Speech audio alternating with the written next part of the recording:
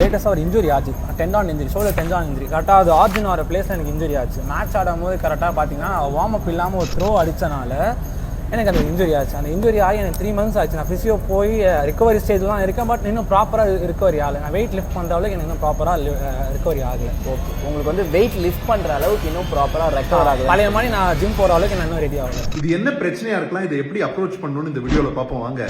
So first of all இது ஒரு educational video, இதை டயக்னோசிஸ்க்குன்னு எடுத்துக்க கூடாது. ரெண்டாவது, கிளினிக்கல் எக்ஸாமினேஷன் இல்லாம கரெக்டா சொல்றது ரொம்ப கஷ்டம். பட் அவரோட ஹிஸ்டரியை கேட்டா அவருக்கு most probably rotator cuff injury ஆயிருக்கலாம். ரொட்டேட்டர் கஃப்ல 4 மசில்ஸ் இருக்கு. அதுல ரொம்ப முக்கியமான மசில் வந்து சுப்ராஸ்பைனேட்டஸ்.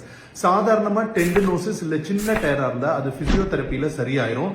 அண்ட் இந்த பாயிண்ட் கவனிங்க, பிசியோதெரப்பி நீங்க நல்லா பண்ணிட்டு நியூட்ரிஷனும் ரெஸ்டும் கரெக்டா எடுக்கல, தூங்கலனாலும் பிசியோதெரப்பி உங்களுக்கு ஃபுல் எஃபெக்ட் கொடுக்காது. பை சான்ஸ் நீங்க இதெல்லாம் கரெக்டா பண்ணிட்டீங்க, பண்ண அப்புறமும் உங்களுக்கு சரியாகலன்னா ஒரு ultrasound scan of the shoulder நீங்க பண்ணீங்கன்னா உங்க டயர் எவ்வளவு பெருசா இருக்குன்னு நம்மளுக்கு தெரிஞ்சிடும். சோ அல்ட்ராசவுண்ட்ல பார்த்த அப்புறம் நம்ம ரீஹாபிலிட்டேஷனை கண்டினியூ பண்ணலாமா, இல்லனா பிஆர்பி மாதிரி இன்ஜெக்ஷன்ஸ் அது போடலாமா, இல்ல ஆர்த்ரோஸ்கோபி பண்ணி சர்ஜிக்கலா ரிப்பேர் பண்ணுமான்னு டிசைட் பண்ணலாம்.